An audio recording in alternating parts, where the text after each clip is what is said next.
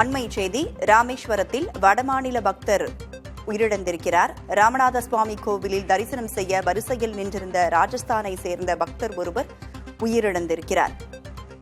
கூடுதல் விவரங்களோடு நமது செய்தியாளர் ஆனந்தன் நம்மோடு இணைந்திருக்கிறார். ஆனந்தன், நேற்றே திருச்செந்தூர்ல பக்தர் ஒருவர் மயங்கி விழுந்து உயிரிழந்தார். பல்வேறு சர்ச்சைகளும் குற்றச்சாட்டுகளும் விமர்சனங்களும் எழுந்த நிலையில் தற்பொழுது ராமேஸ்வரத்தில் வடமாநில பக்தர் ஒருவர் உயிரிழந்திருக்கிறார். போதிய வசதிகள் இல்லை அப்படின்ற ஒரு குற்றச்சாட்டு நேற்றே எழுந்தது.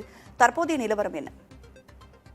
ராதா, ராமேஸ்வரம் ராமநாத சுவாமி திருக்கோயிலை பொறுத்த வரைக்கும் அந்த மாதிரியான ஒரு பிரச்சனை இது வரைக்கும் இல்லை. இன்று காலையில 4 மணில இருந்து 6 மணி வரைக்கும் ஸ்தடிலிங்க தரிசனம் எப்பவுமே நடக்கும். இதுல வடமாநில பக்தர்கள் தான் அதிக அளவுல கலந்துக்குவாங்க.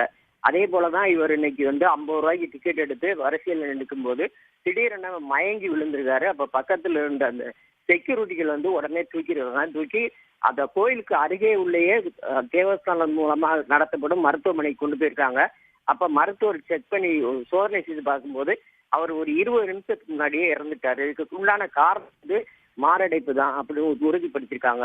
இதையடுத்து ராமேஸ்வரம் அரசு மருத்துவமனையில ஒரு உடல் வைக்கப்பட்டிருக்கு. இவர் தனியா தான், அதாவது காபி உடைய தனியாட்சி மாதிரி தான் அவர் இருந்திருக்காரு. ஆகவே இவரோட யாரும் வந்த மாதிரி எந்தவித தகவலும் இல்லை. இருந்தாலும் திருக்கோயில் போலீசார் தீவிரமாக விசாரணை நடத்திட்டு இருக்காங்க. ராதா, ராமநாத சுவாமி கோவிலில் தரிசனம் செய்ய வரிசையில் நின்றிருந்த ராஜஸ்தானை சேர்ந்த பக்தர் ஒருவர் உயிரிழந்திருக்கிறார். கூடுதல் விவரங்களை பகிர்ந்து கொண்டமைக்கு நன்றி ஆனந்தன்.